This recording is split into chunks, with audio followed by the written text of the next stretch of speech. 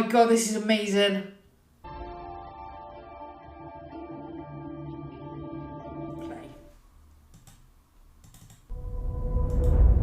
Belters have a creed, the doctrine of one ship.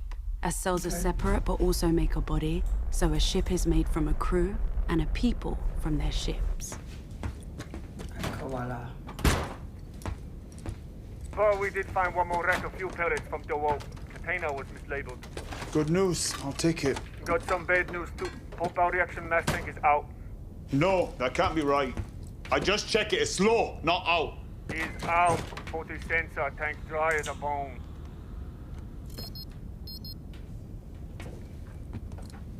Oh, Christ. Would you rather die of thirst or be hit by a missile? Missile will be quicker. Figure out how much we could get if we reduced water rations some more, and let me know. Okay, boss man, we'll do. Delay was unforeseen. Nothing we could do. But now, rendezvous must change. New coordinates embedded. Do not be late, or deal is off. Mijn choice doe ik ga. Oh, Michio.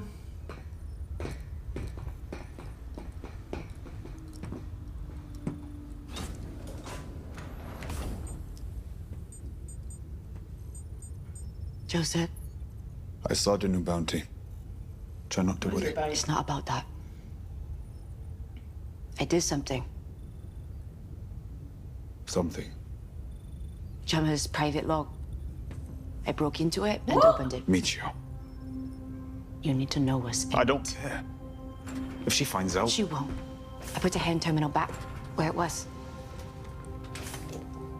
And you will care when I tell you what I saw. She knows it's moved.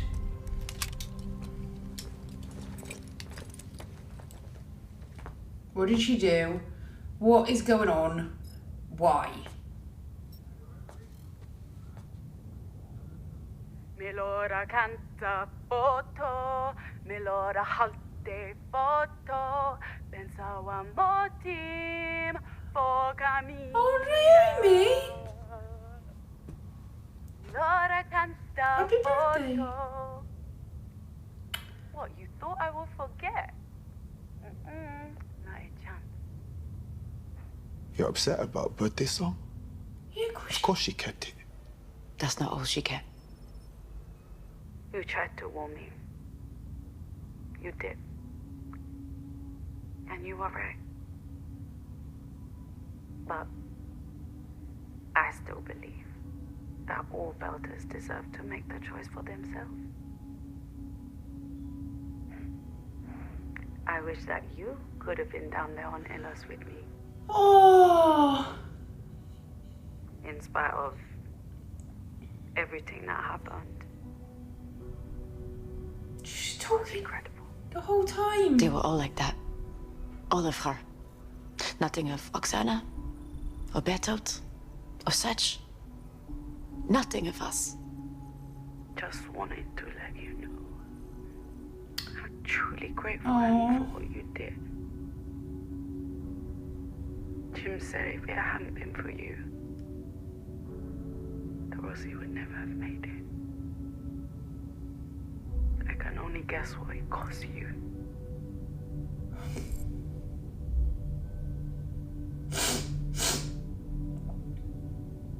Karina doesn't love us. She's chasing the one she couldn't have and making do with us. None of us came here without a past. Not you, not me, not her. But this is... Kamina's heart is divided. So be it. How can... We are all flawed!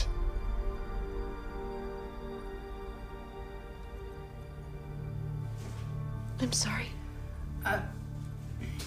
I've got thoughts. I know you're angry. I know you're sad. I am too.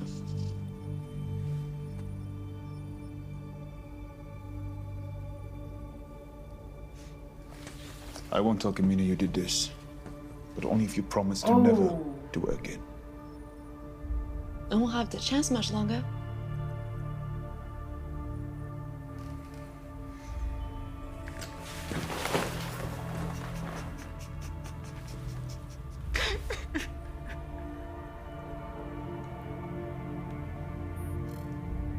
Oh my god, she's deleting them.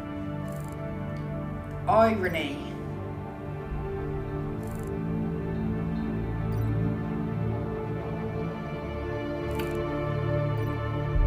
Oh. Okay, well, that was fantastic. I thoroughly enjoyed that. And obviously, as you can see from my change of clothes and everything else, this is recorded significantly after my reaction to episode 1, which I think I did before Christmas. I think it was about the week it came out, actually. I think I did it like the next day. And then I just needed a wellness break over Christmas, so it cut me off. But long story short, I'm here now, and I'm almost glad actually that it was just serendipity that I didn't get to do my post-show thoughts on episode 1, Strange Dogs. It was literally just because I had a little technical glitch, which meant my camera stopped. And once the camera stops, that creates an export file. So I have to like wait for it to export. And I just completely ran out of juice. And I thought, oh, I'll just, when I edit tomorrow, I'll do my thoughts. And as it was, I needed a wellness break anyway. But I'm really glad I did, because I was quite low energy that day anyway. And I think that was impacting my feelings kind of by the end of the episode. I can remember feeling sort of like a little bit like I did at the beginning of the last season, actually, season 5, was I felt like I was waiting for the asteroid to hit, and I was kind of not really appreciating like the first 1 or 2, 3 episodes of the series, or I certainly wouldn't have if I hadn't been doing reactions. I think if I had just been watching it, I'd have binged them and gone on, and it would have been fine, because I was watching what I had to watch only one a week, because that's all I had time to film. So it felt like, oh my god, I've had to wait like through 3 weeks for the asteroid to hit, but then a 4th week to see what the repercussions of that really were for kind of wider Earth. So I felt like a little bit antsy at the beginning of this season as well, because we know it's only 6 episodes, and then that's it. And this is a show that's so well written and is such an expansive story and world that I felt comfortable. You could do 10 or 11 seasons of this, and that would be great. Like you would have enough story to tell that you could probably get that far, and certainly 8, a kind of at a minimum. So to cut it at 6, that hurts me a bit. Oh, I got to take these out. So yeah, I was feeling a bit kind of, pissed about that, and just a little unnerved, and obviously anxious. We're all anxious. We're big fans of the show. We don't want it, to end anticlimactically. We don't want it to end at all. I think most of it. I haven't actually met anyone yet who's been like, oh yeah, I was really hoping they'd bring it to an end soon. It's clearly been cancelled to make way for the other projects that Amazon is pushing through the pipeline, but I think they've made a mistake. Personally, I hope, because from what I hear, and I haven't read the books because I've been waiting because I don't want, the TV show to be spoiled. What I kind of hope is that they can take this extraordinary bank of work now and kind of go around and maybe find a way to make it happen. I hear people have said there's like some big time jumps in the books anyway. So, what if we waited 10, 15, 20 years and then used the original cast, or, whatever. I don't know how it works. So I don't know if it's like within the lifetimes of the current characters that those time jumps happen, or if it's like beyond that, further into the reaches of things. So yeah, that all said, that's my frame of mind. That's why I'm happy I get to do the review again, because what I've had the chance to do is obviously edit the episode, rewatch it, and as I was rewatching it, I was like, this is a fucking brilliant episode. Like, this is a really good episode. A lot of moving parts, a hell of a lot happened. We got a lot of information. But what was so horrible about it for me is how unhappy and out of sorts like almost all of our favourite characters are at the moment. So I'm going to kind of do a little run through like of the episode and of the main characters as a kind of mini sort of post-show thoughts, and then we're going to go into episode 2, which is Azure Dragon. Now, so episode 1, we start off on Laconia, which looks fucking amazing. We don't know what the time... we don't know what time frame of Laconian history we're looking at. So, like, I would love it if this was like 150,000 years later moment, you know, and Laconia is settled and everything's great, you know, and all of that. We don't know if it's contemporary to the rest of the story that we're watching. We don't know if it's the long since past and that was the world that the architects of the ring, the builders, you know, lived in. We got no idea where that piece of action comes from in terms of the timeline of the show. So that's really fascinating. It's stunningly beautiful. Like, I mean, it looked like Avatar, you know, it was just so beautiful, and little creatures. I love the way that they were created. They looked at once otherworldly, but also strangely kind of recognisable. Like that would be what a dog, you know, a strange dog would look like on another planet. And this is what like a little budgie, you know, would look like, and a pigeon would look like.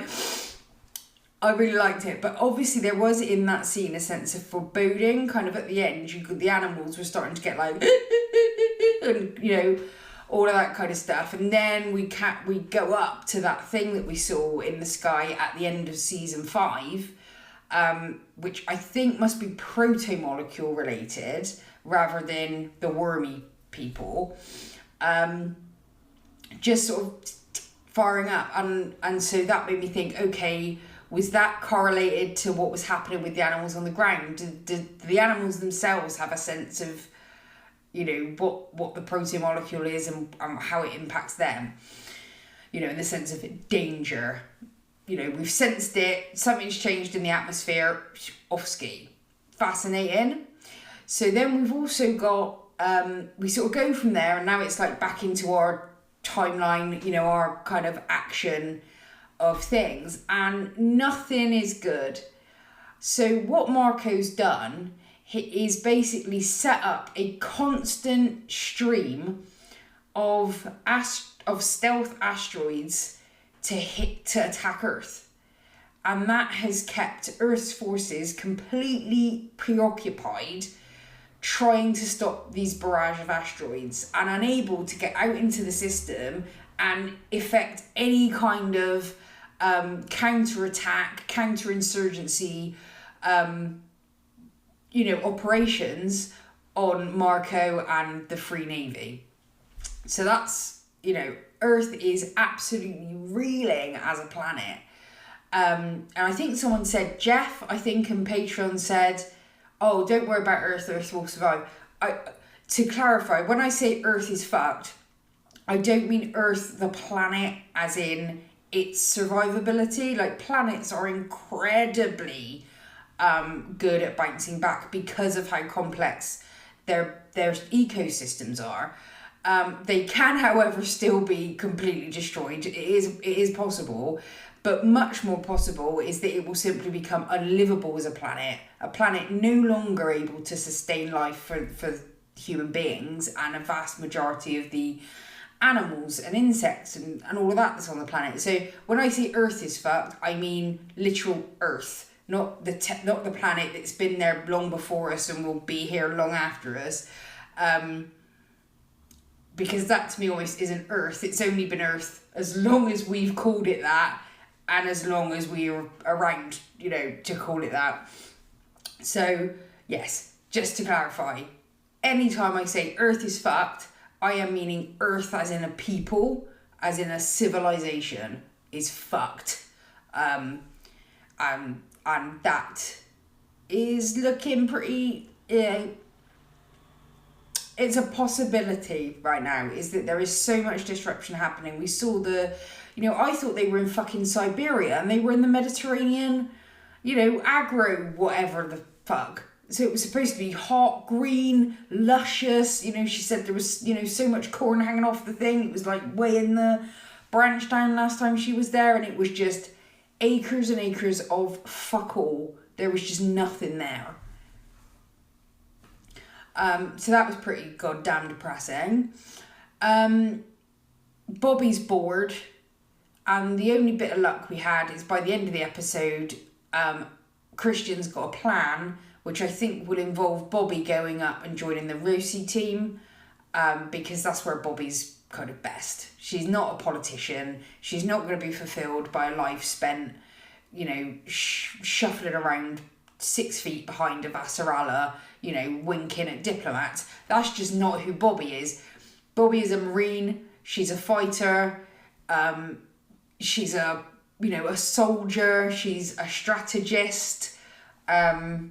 But she's a doer. She's like a get her hands dirty kind of doer rather than a let me move these things around on a chessboard kind of a doer. So I think we're going to end up seeing Bobby on the Rosie. I say think. Think is a nice way of me saying I hope with every inch of my life, because I really need that scene to happen. And we've only got 5 episodes now in which for it to happen. So I hope that's where she ends up. But back to the asteroids, what Jim and Naomi discover is that there is a ship called the Azure Dragon, which is like which basically is kind of going around setting off these fucking asteroids that they've put drives, they've put engines on the asteroids that are coated in stealth. They're out in space, and then, basically around the Earth, and they've got this ship, which is pinging them to set off, but they're moving. So it's like this constant process. So Earth doesn't even know that's happening. Earth doesn't even know that the asteroids are being literally driven into the Earth. They probably still think he's slingshotting them, from the ass end of space. So it's completely mental what is happening. But the point is, this ship, Jim now knows about it. He's communicated with Avasarala, and they're going after this ship. So the fact that this episode is called the Azure Dragon, which is like a bluey green dragon, makes me think that this episode is when they go after that ship and hopefully release Marco's kind of grip on the Earth, so that maybe Earth's forces can get back involved. We haven't heard anything from Mars yet, either the official kind of Mars command or anyone on the planet, or the Martian rebels that facilitated this whole thing. Obviously, we know Sovater and Babbage are dead. Well, we're pretty sure they're dead. They vaporized into nothing. But obviously it wasn't just those two. It was a sort of vaster conspiracy than that. So I'm wondering, is there, who ended up continuing the work with Cotillard? No.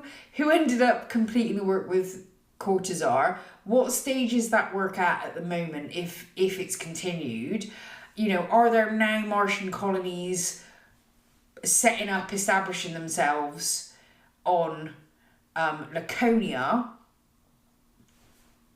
We don't know, because that little girl at the beginning could have been a little Martian girl that was happening contemporary to the scenes that we were seeing elsewhere, or as I said, it could be any place in time.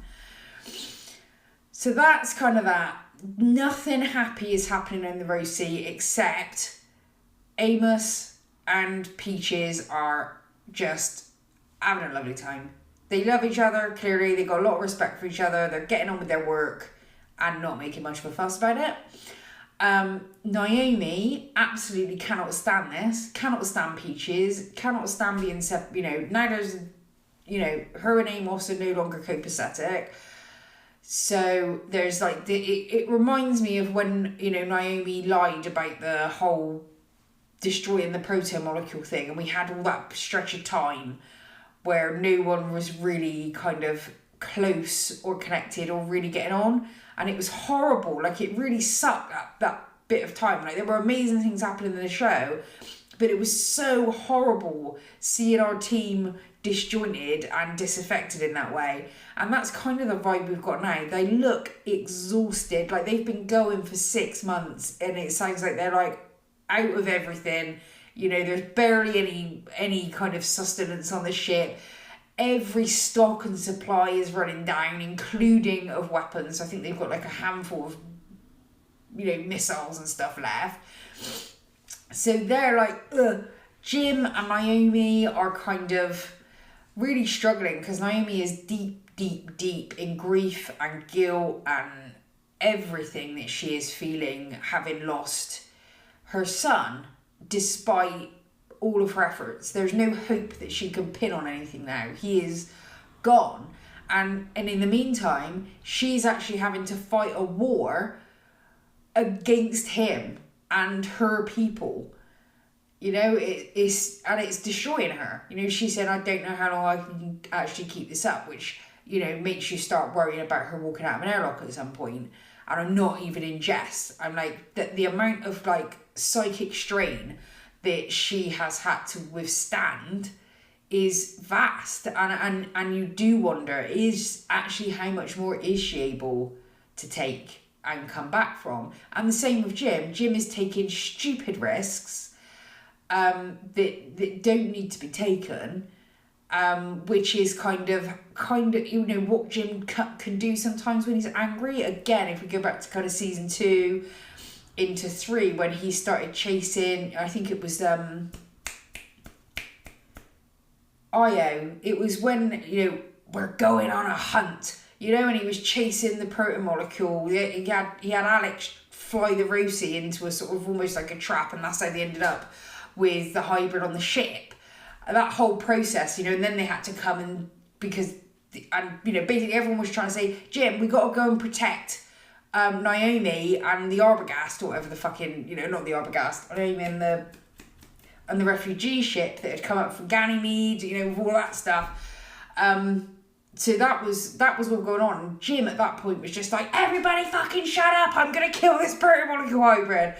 And he was really scary, and I kind of saw that Jim again when he was on that rock. Just that complete tunnel vision where he is not responding to anything around him. He's not second guessing what he's doing. He's just gas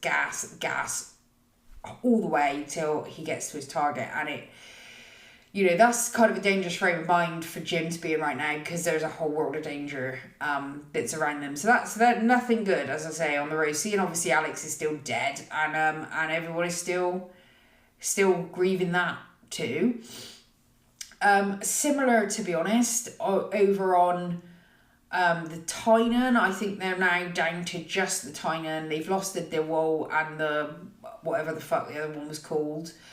And they've got like 3 torpedoes or something ridiculous like that. No water, as we've just found out in the little webisode, and just no family. The Ankovala has really, you know, it's fucked. It's going to be just the 2 of them now, because Michio just can't hack being a soldier. She's not a soldier. She's a scavenger and a salvager, not a soldier. But is it Joseph and Kamina are still going to go, but now Michio's trying to, like, I think, is sort of trying to go out with a bit of a bang by, you know, trying to provoke the other guy to say, look, she doesn't love us. Look, I found all of these things in her phone. I'm sorry, that would so... What the fuck is up? If you've got a Pollyann Belter fan, then she can be in love with whoever she fucking well pleases.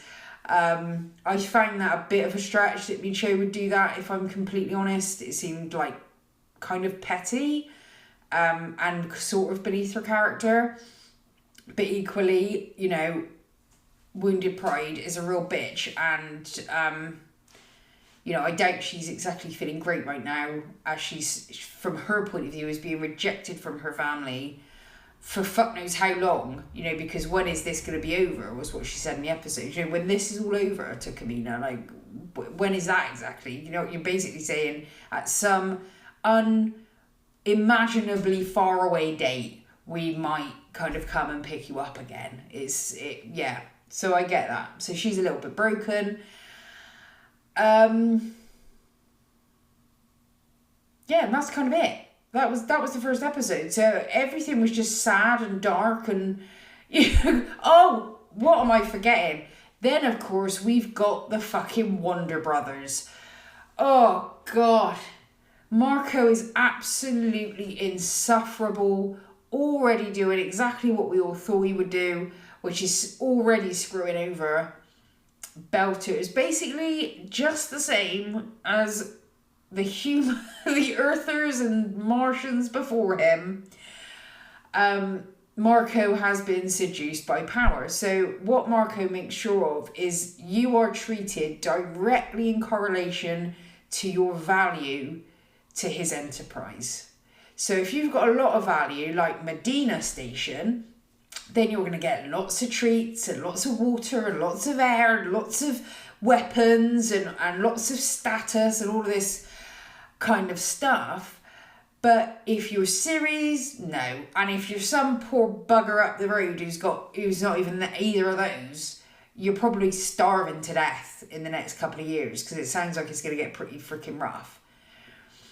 So that was really interesting to get that view inside his sort of cabinet, if you will, you know, his sort of advisors and him, how they're making their decisions. It is literally just mercenary, which is no better. It's what I would expect, you know, absolutely what I would expect, because he is a narcissist. He is a card-carrying narcissist, this guy. So that's the way Marco sees the world, is that literally the only purpose of other people is as pawns in his game. So if you've got no value relative to that game, you are of no value to Marco. So, you know, it makes you worried for Philip, because he is becoming a liability. And I think there were a couple of times in that episode you saw Marco look at him with contempt. Like, this is a pathetic little boy. Never mind the fact he raised him. Never mind the fact that he created all of this awful kind of inner kind of workings of Philip's mind have been sort of created through the abuse that he would have suffered his whole life from Marco. And we've seen how Marco builds him up and, you know, cruelly rips him apart. And has Philip, I mean anyone around him, but Philip in particular, live and die on Marco's praise or criticism. You know, that's the only validation that counts in anything for him. So literally all he's doing is having sex, getting drunk, and zoning out during meetings. You know, he's really not there. He's also clearly dealing with some PTSD. I think he's starting to realise just how many people he's responsible for having killed, and that's weighing on him. And I absolutely feel for him and everything that he's gone through in the past and everything that he's going through now. But the way he is treating women is fucking disgusting. He is so entitled. And there is an awful, like, he's got really strong incel energy, where this, like, horrible combination of, like, zero self-esteem and maximum entitlement. And when you put them together, you end up with a truly toxic personality. And the way that you see him kind of veer between the two of those, like, he knows he's nothing, he's less than nothing now. He knows he is the scum of the universe. He is committed a genocide, but at the same time he wants the praise of being a great heroic military, you know, victor, and, you know, the women should just spread open their legs in front of me, you know, glad that I even paid them the attention in the first place. It's just fucking great. I hated it. Absolutely realistic though. It was totally realistic of what, you know, this is what becomes often of young men shaped by narcissists. They go on to become narcissists. And, you know, we've seen that with Donald Trump, the way he's raised, and I was really enjoying the echoes of that in this, of like, you know, if you go back and read Mary Trump's book, you know, on the kind of father that Donald Trump had, and, you know, the experiences in that family that created this ridiculous, horrible man, you know, that's the future for Philip here, without a miracle, frankly, at this point. So yeah, I made you wait a long time for that review, so I've really gone into some extra detail for you. I hope it was worth it. But without further ado, let's have at it. Gotta get home. Hey, what you kid? You have to help her. Oh no! Please help her, please. Aww! Baby, I'm sorry she's gone. No, she can't be.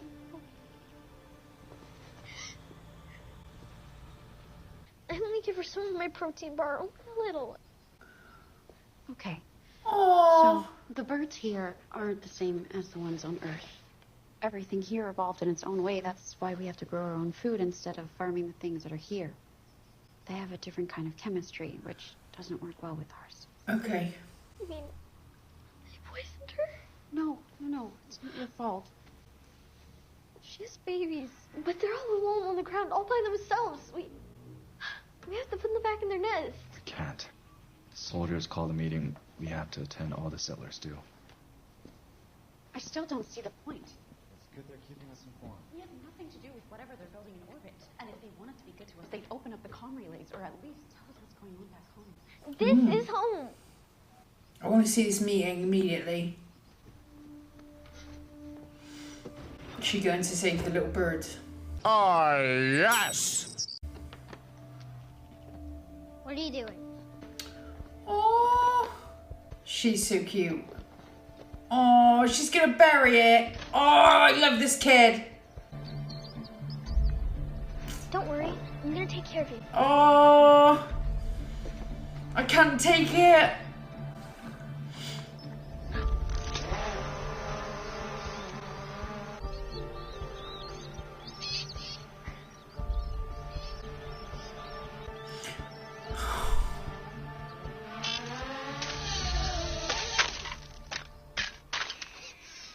Oh, for fuck's sake. Can this kid not catch a break?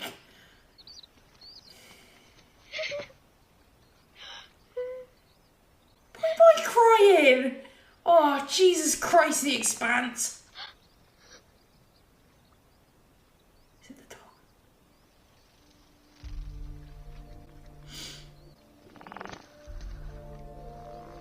Go away. Oh, Leave me alone. oh, but it's nice. Look at him. Don't eat the bird.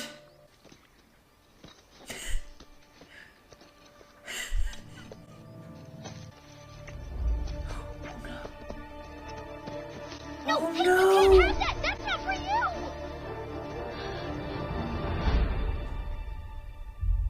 This was a complete fail. UNN supply ship in the belt. That looks like the Rosie.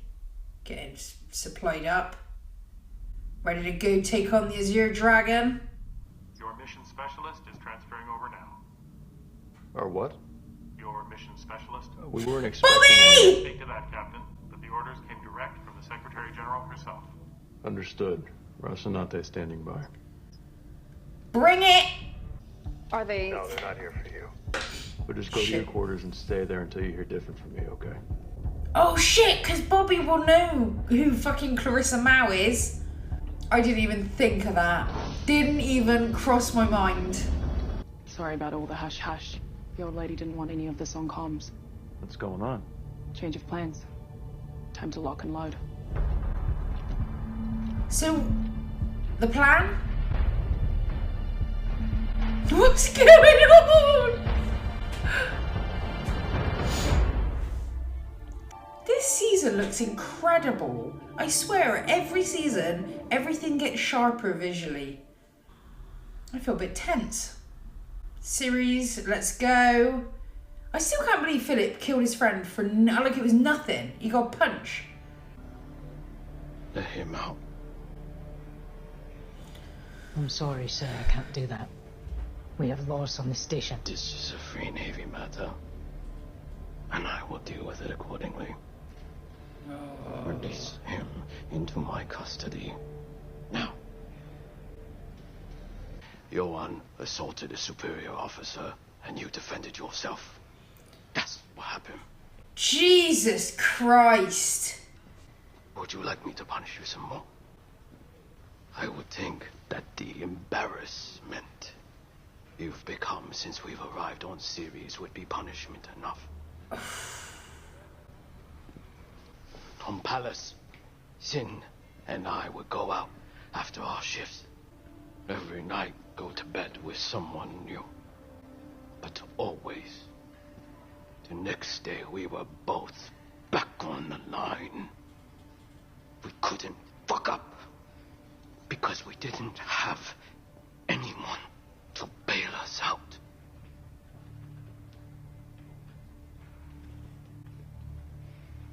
We only had each other. God, what a fucking piece of shit all round. The Azure Dragon appears to be a standard rock hopper rigged with a shit ton of scopes, antenna, and sensor arrays. Right. It's on the float and running dark. And we're gonna capture it.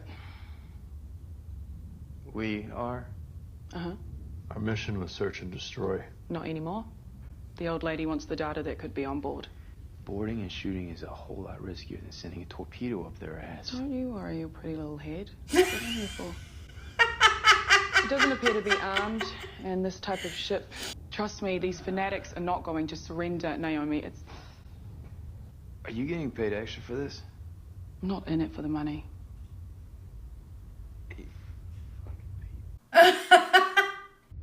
This is one happy crew. And speaking of crew, ship's got a new mechanic's apprentice. Amos. Bobby Draper, Clarissa Mao. Hello? You gotta be fucking kidding me. You're free to move about. You heard of any ships going missing at the ring? Missing? During transits? Yeah. The ships were never really accounted for. Why? That's the rogue Amsarian fleet exiting the ring space, and that's the Barkeith. Yeah. Watch It is this. the Barkeith. That is not a normal transit. Yeah. Where did it go? Might have something to do with the proto-molecule that was stolen from Fred Johnson. You get me a look at that intel? Yeah. I'll make it happen. Okay. Obviously, I'm assuming they just evaporated, but it could have gone somewhere. They could, in theory, exist in another way. I don't know. Liang Walker. Mina Jama on the legendary Tynan. Last time we agreed. My accounts have become more difficult to access. You will get the rest. On my word. We have a problem. Uh-oh. The Free Navy has taken over security on Ganymede. They're setting checkpoints all over the station and the docks. Cargo won't be safe there. Yeah. Marco Inaros, he doesn't like me. I intimidate him, sexually. It's not so bad. Sometimes supplies go missing and money shows up in your pocket. What sort of freight are you moving? Supply depots. Marco spun them up all over the belt. Oh, aye. This might be a good time for a tour, after all. Oh, hey. We're gonna be attacking some supply depots, are we? I like that guy. I heard about Philip. You're new here. Think carefully about what you say next. Philip has completely lost his focus, no self-control. That seems to be the consensus. Scuttlebutt. Sounds like his mother had a lot to do with it. No, it was his fault. For bringing her amongst us. Cost us all so much. Oh dear. What did you do? Your only friend. What do you want for him?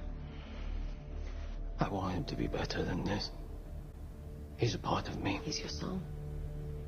I need him to be the man he should be. Are you planning on staying angry with him until then? I only ask because I think you have more important things to worry about.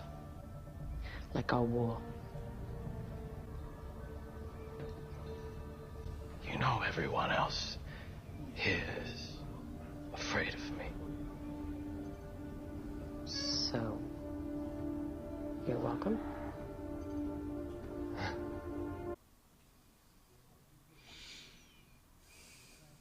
Oh, the great Marco. With his pretty eyes and his perfect hair. He got lucky. Now everyone in a belt believes he's a genius. When Golden Bough splintered, you stayed loyal to Marco. Why? I suppose I got caught up in the moment. Finally striking back at the Inaros. What do you want from me? You know where his supply depots are. Are you really content with a little skim? A little side work when the big fat prize sits there untouched? The Golden Bough ships that didn't show their bellies. Are you still in contact with them? Maybe. A few. We only need the ones who are tired of licking the floor for scraps. The ones ready to snatch the food right off Marco's table. Like a true pirate would. Oh my god. Yes! Let's go! I can't believe they got in a fucking man bun. As if it's the only way he could be worse. My name is Philip Inaros. I was a friend of yours. Sorry for your loss. Supplies are being sent to you as tribute for his service. He died honorably, serving Marco Inaros and the belt. I don't like it. It's high risk, a lot of unknowns. I wish you'd talked her out of it. Talked her out of it? I didn't even get the chance. She didn't consult me on this. Jesus. Uh-oh. Monica's on the case. The Azure Dragon is on the float. Oh my god, are we actually going to see the attack this time?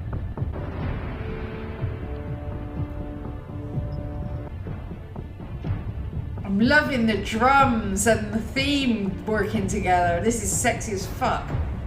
How do I get one of those suits? You'd only hurt yourself, Pee-wee.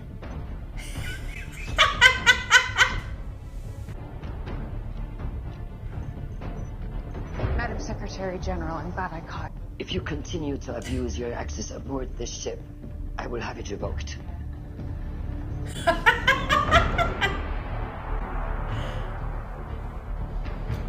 Woo! I'm ready.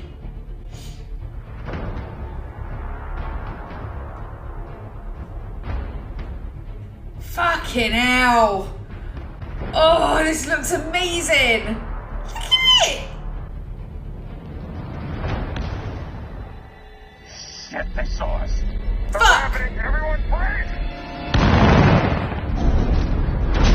Oh shit! We can't let them escape. We can't risk destroying them. Our mission is to get aboard. They're running. The mission is scrubbed. I have operational command, and the mission is scrubbed. When I say it is, put us alongside, hold us steady, and wait for my code signal. Oh shit! Oh! Oh my god! How? Wow! Oh my god, this is so cool! Look at this! Oh! Fuck off, I ain't getting involved in this shit! Look at it!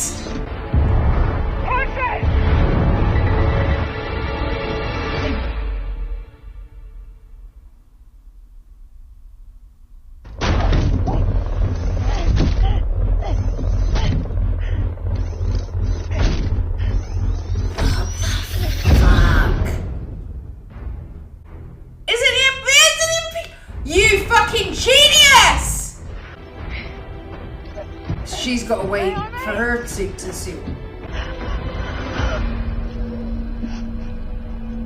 What? Oh no. Oh, the fucking hard vacuum.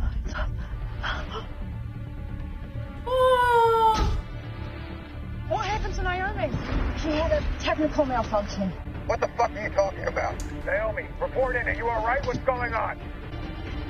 Oh my god, this is amazing.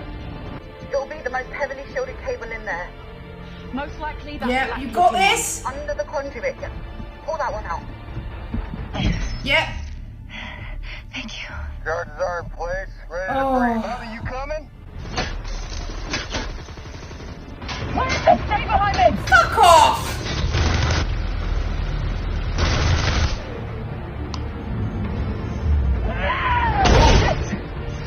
Bobby, what's going on? Do you need assistance? I've got 3 bouncers down. Clarissa's hurt. God damn it, I need to get her back to the Rossi ASAP. You'll go for free. Shit.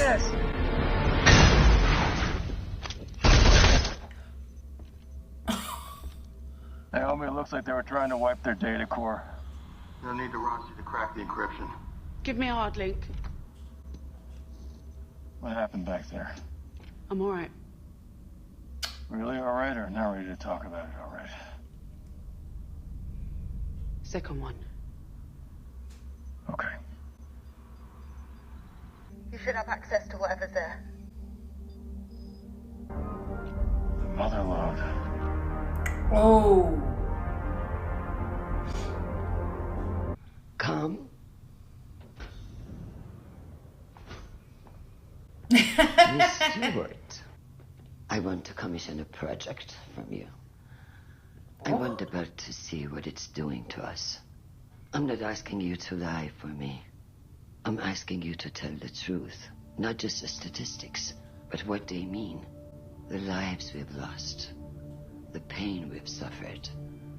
All the things regular news feeds skip. That's not going to change any Belter's minds. In mind, a few on the margins. Or don't. And wonder, with every new attack, if that was the one you could have stopped. And you chose not to.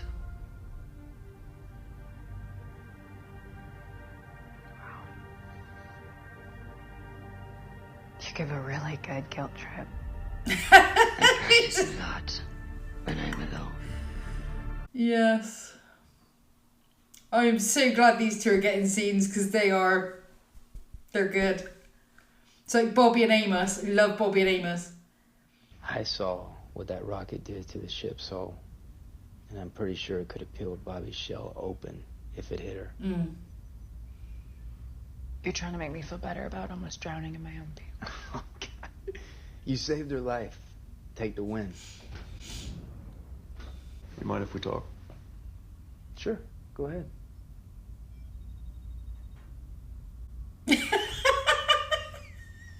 The only real reason I let you stay aboard was as a favor to Amos. And that's how I've been thinking about you.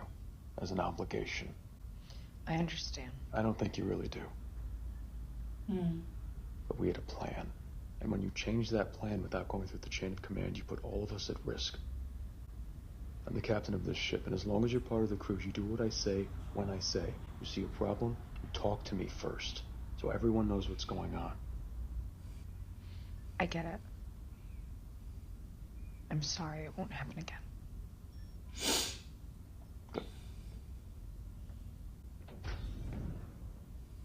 You know you just gotta shoot out, right?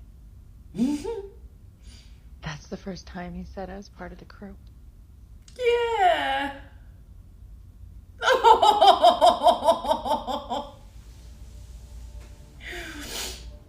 Oh.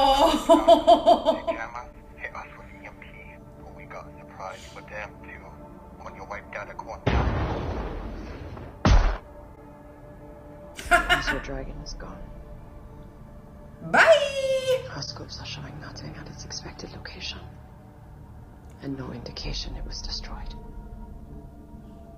I captured it. Now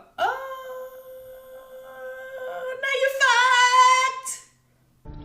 they'll be able to locate the rocks that are still in flight and all the rest that are ready to launch. And the moment that happens, they'll redeploy their fleets and head out. Yeah. Leonas were never going to give cities up. They're sentimental that way. Let them come. We'll be ready. No, you won't. No, you fucking won't. Is that it? Oh, God.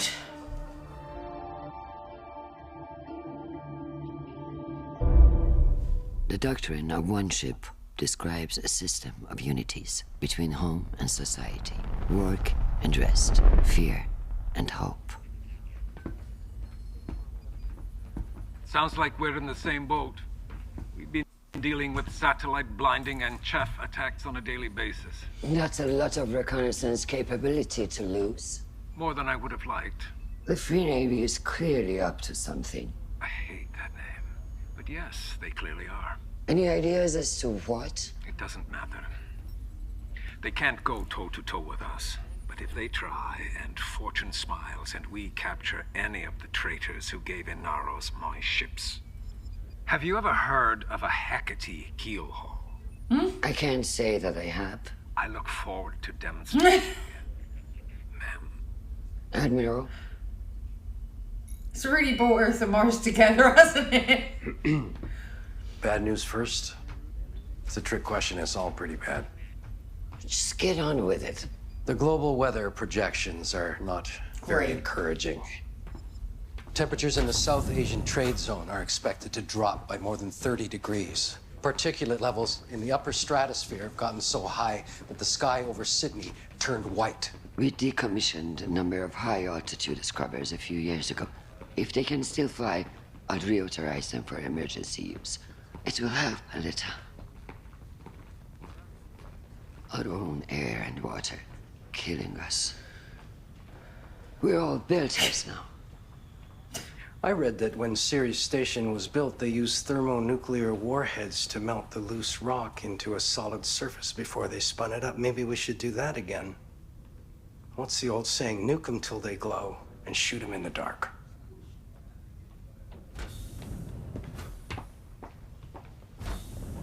Jesus Christ. Okay, calm down.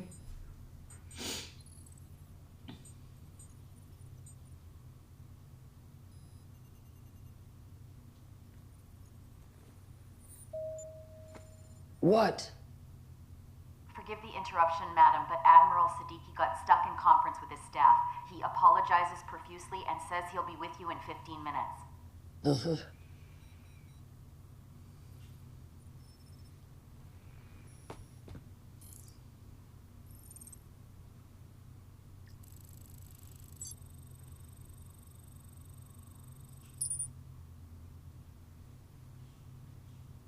What's wrong with Avasarala?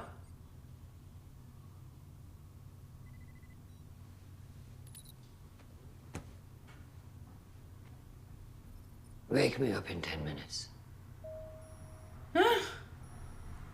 Lights out.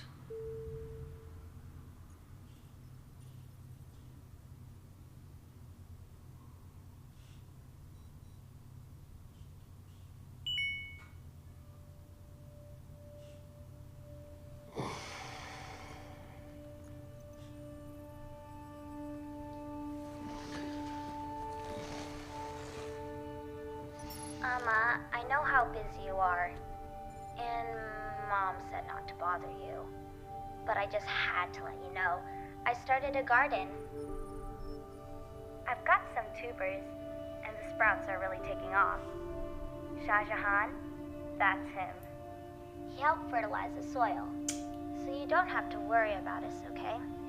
I'll make sure the whole family has fresh vegetables to eat. Love you. Oh, man.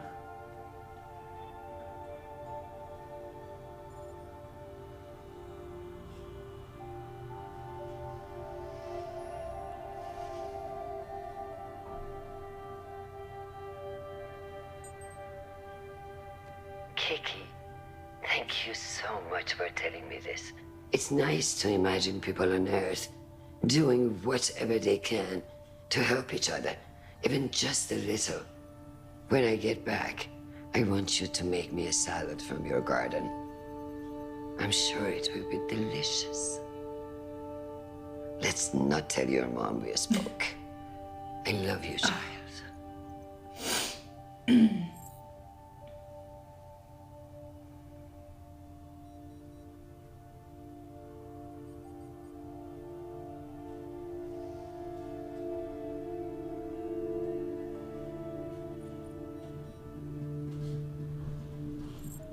Madam Secretary General? Doctor, the medication we discussed, please have it waiting in my quarters. Keep this between us. Understood, ma'am. Yes, ma'am? Tell Sadiki to move his ass. We have a lot to do. Wow.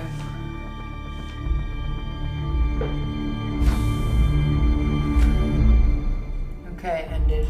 I'm gonna go back and have a look at that.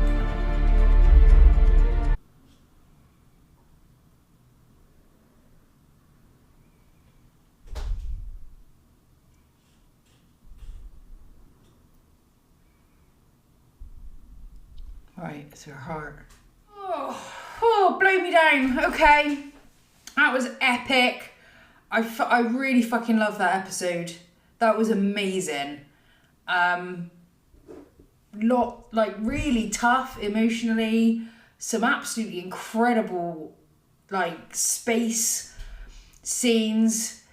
We've got a deepening of our character arcs, and I love the Laconia thing at the beginning as well. So if we start with the Laconia, it seems like we're going to get a little flash of Laconia at the beginning of each episode. It's happened episode 1, episode 2 at least.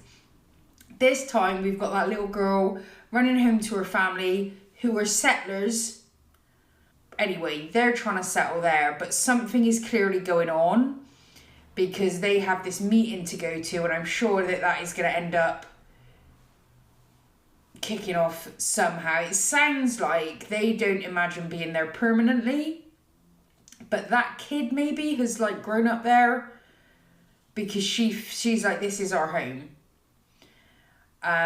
So that's confusing. Obviously, very interesting that I didn't even get that what had happened with the birds. That totally went over my head. So she'd fed it a bit of a little protein bar, and it ended up poisoning the bird because it's they're coming from a different world. You can't necessarily just eat the food in one world that you would have on Laconia and vice versa, because our systems are built differently and all that stuff.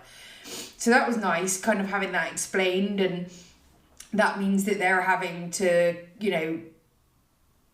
basically kind of do the horticulture and all of that stuff themselves to create food suitable for them. They can't just eat stuff that's there necessarily. So that, again, fascinating. And but this little girl is proper, she's got a proper moral compass on her, and she feels so responsible because she killed the mama bird and now the other birds can't get back up to the nest. And so what she does, she takes a drone out so that she can go and lift the birds up and put them back in their nest.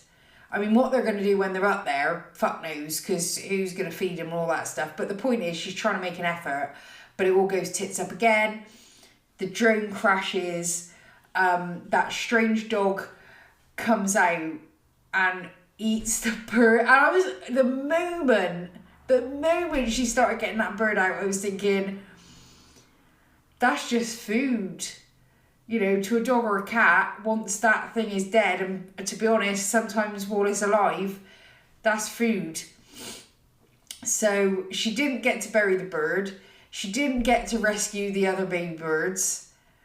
It was just an all-round complete fail for this little girl, and I might just, it's always where it's it's funny and it's not, it's funny, but you're also a little bit crying because you're like, this girl is really giving it her best.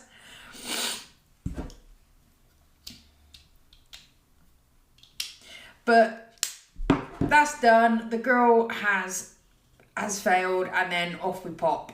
The strange dog has run off with with the bird, and that was that. So I think the little seed of information in that was about some sort of discontent amongst the settlers that may turn into something, is kind of what I took from that. And obviously some very interesting information about you can't just go around eating stuff on Laconia and assuming that that's going to be fine. So we had that. We've got some brilliant stuff going on with Drummer, who is going to now work with Golden Bough resistors to target Marco's supply depots, which I am all for. Get this son of a bitch. So that's going to happen. I want to see those missions. Meanwhile, the Rosie brings Bobby on board. Bobby adjusts to the Clarissa Bow thing just as you would expect Bobby to adjust to it. You know, she says her piece, understands that that's the way it is, and then that's it. Now we get on with the mission. I've said my piece. But we got some interesting stuff happen there. Firstly, an absolutely brilliantly executed mission. Let's face it, I mean, it could have been over the moment that they, what did they call it? He said they're bunnying or something like that. They're rabbiting, they're gone, they fucked off.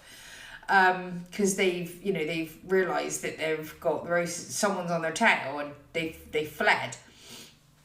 But that whole scene of like the way that the ships were moving relative to each other is just another classic. This show, every single season, this show has given me like a shot in space that I have not seen before. Do you know what I mean? They've done something where I'm like, I've not seen this before. This isn't like, oh, and now we're doing one of those cool things that we've seen 100 times before, but doing it the best. They're doing stuff I've seen before the best, and then they're doing stuff I have never seen before. And I have never before seen the way that they had those ships, the relative movement of the ships through space was just incredible. And also the target ship spinning while our guys were on it. I love it. The way that they panned out of the Rosie when they were in the thing, and you see that, because you always think of ships going like this, thanks to fucking Star Trek, you think ships go along like this, but they're like this. So it's like a skyscraper, and just to see it like that was just, oh my days. I loved it. I fucking loved it. And they were successful, but in the process of doing this, get the Azure Dragon, all of the, there were various, they had to basically do this in the hardest possible way because that was the way that they needed it to be done for a variety of reasons, right? The information that they needed to glean from it was more important even than stopping the missiles right now. Because if you can get that information, you can stop all the missiles permanently, right? So they go for that, and everyone's got their role to play. Naomi's about to go out, but then she has a complete PTSD flashback to the hard vacuum as she was going over to the Chetsamoka from the Pella last season. So she freezes. Clarissa just immediately, she's in there, I got this, Naomi, I'm off. So off she pops, but she can't do it. Which I was kind of glad about because it meant that Naomi could still actually execute that mission, but just from a little bit further back. So it was like actually Clarissa proved her value and Naomi's value wasn't undermined at the same time, which was really, really good. And I also think it might go to maybe starting to repair that relationship, and create a relationship between Naomi and Clarissa now, because Clarissa didn't blink in that moment. She did, even though she was terrified, and then when she needed help, there was zero pride involved. She listened to exactly what Naomi said, she did it, she thanked her. Like, that is teamwork to me. They worked incredibly well as a team when they have not been feeling like a team at all prior to this moment. So I think we could see an improvement of relations here, especially given post the mission. Obviously what Clarissa also did was And to be honest, I did not follow what happened in that moment. I saw Clarissa do the thing, I got all excited, and then I panicked and was like, wait, what is she going to do with that in the middle of space? What's going on? But what it was about was preventing Bobby being hit by a rocket that was being fired at her from one of the assailants that was coming forward. I missed the rocket. Literally, I saw that scrape in the ship and was like, uh-oh, what just happened? So I wouldn't have been in any position to save Bobby. I'd have probably just been sitting there going, what the shit is going on? But Clarissa did come in clutch. But what also then happened was she puked up inside of her helmet, almost drowned in her own vomit. So she paid a high price. And she was a bit embarrassed. She felt like that wasn't the right thing. Maybe that wasn't the right course of action to have taken. But you know what? It was the course of action that she took, and Bobby didn't get blown to bits by a rocket, which was basically what it came down to at the end of the day. So that was great. Even better, Jim and the guys got inside, shot that twat in the hat, and got the core, got the memory cores and all that stuff.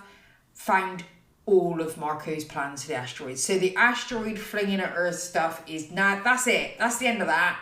I think they're going to target all of it, blow it all to shit, and then Marco has got the full force of whatever's left of the Earth and the Martian fleets bearing down on the belt. And I think that's going to be pretty fucking impressive, to be honest. It was so hilarious watching Avasarala chatting with that Martian guy like they're old mates, and you're just like, how times change, you know, when you go back to kind of like that peace meeting after what happened on Ganymede with the Seventh Man, and compare and contrast that to this. It's just fucking hilarious. But point is, that's that. And then we had that wonderful scene where Jim comes in and he is sort of chewing out Clarissa for like, look, you can't do things without going through me. You speak to your captain first, and if I give you permission, then you do it. But the point was, the reason that she is going to need to do that is because she is now part of the crew, and it's the first time she's really been accepted as part of the crew, as someone who is valuable, not just an obligation that Amos has thrust on the team, you know, like not just a passenger. She is now an active part of the crew, and she like had a little cry. I had a little cry. I'm still freaking welling up about it now. There are a few characters that I have come more full circle on than Clarissa Mang. No one needs your bullshit, Clarissa. He's not even there, you stupid bitch. But I fucking love Peaches. I really, really love Peaches. I've loved her trajectory. And, you know, and here we are now in a situation where she is proven to be a really, really good asset to the team. Another pair of hands, another, you know, soldier in a moment. She's an engineer, she's a pilot. You know, there's a lot of skill that she brings with her. She's also intelligent. You know, there's very little downside here with Peaches at this point in the story. So I'm thrilled about that.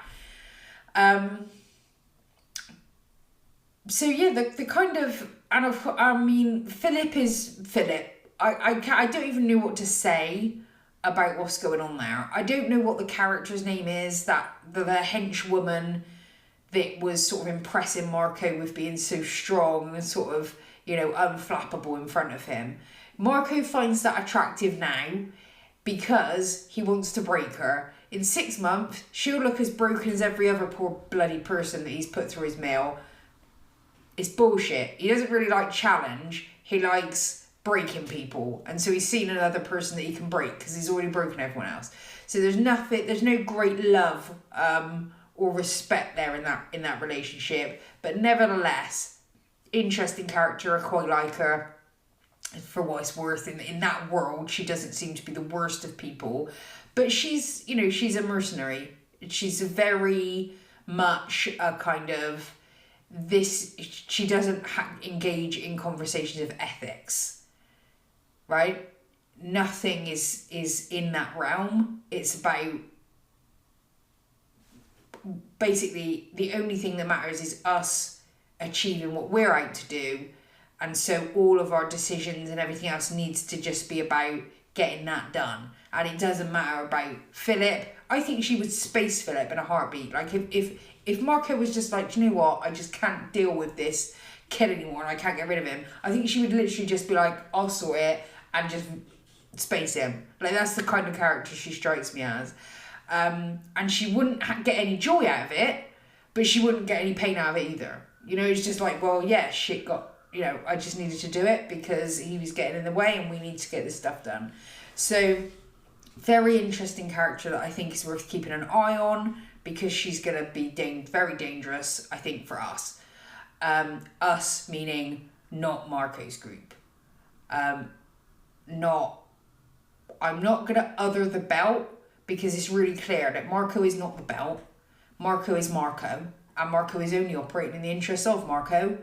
And he might, you know, expand, you know, that to the most valuable groups that make sure his interests keep getting met. But fundamentally, this is about Marco and Inaros in his world. And the belt is vast, and the belt has suffered. So I draw a big distinction between the two. Then we've also got this side game going on with Avasarala that we get in the fucking webisode, the bonus feature at the end, which is her health is not good. It looked like her heart rate was high, and there were other things, everything was in the red, you know, it was just all bad. And she's saying to the doctor, we need to keep this between us, and they need to try another medication, which makes me think they've been trying medications which have not been working. Which is obviously now already stressing me out, because I do not need Avasarala to die. I mean, we've just gone through Battlestar Galactica together, and you know who I had to watch die in that, who I did not want to see die. And I don't want to see Avasarala die. And I'm really worried now that we're not, you know, there's going to be an end. I mean, I know obviously every character is going to die at some point in the story or post the story, but I would like kind of a happy, you know, ever after sort of for Avasarala, and then I just imagine her death in my mind. But we are where we are. She's not well, and we're going to have to find out, I think, some more on that. And I think that's it. I think those are all of the big things. But I really like this. I'm really enjoying this season. I can't believe, like, next episode, that's it. We're halfway through. So whatever's going to happen is going to, you know, start happening. But yeah, what I like about this is I'm not feeling rushed. I'm not right now feeling rushed. I start feeling rushy when I'm like, I remember, oh no, there's only 4 episodes now, and how are they gonna, I don't know what you can fit into 4 episodes. But that's me. Like, the show seems to be working at its own pace, and because I have no idea where the destination we're going is, you know, I've just kind of got to go with it. But oh, it would give me great joy if in 4 episodes Marco Inaros is dead, and there's maybe like a new deal for Belters, and all of our faves are alive. I'll be very happy. But I don't know. I don't have maximum confidence in a happy close out to this. So really, really bad things could happen. The Rosie could blow to bits. You know, everyone could die. And Marco could be crowned king of the universe. And I really don't know at this point. Like, that could actually happen. So yeah, it waits to be seen. But great episode. Phenomenal, like, look to this season. The look to this season is insane. Like, inside the ships, outside the ships, the planets, everything is top tier fucking incredible. So I'm well excited. I really hope you guys have been enjoying the season. And yeah, I'll continue to kind of get these out as quickly as I can in January. I really don't want to hang around. I want to get them done. I want to have watched this season myself. So I'm not really going to follow a schedule. You'll get at least 1 a week, but I'm hoping like I can get some more in as well. But yeah, until the next time, bye bye.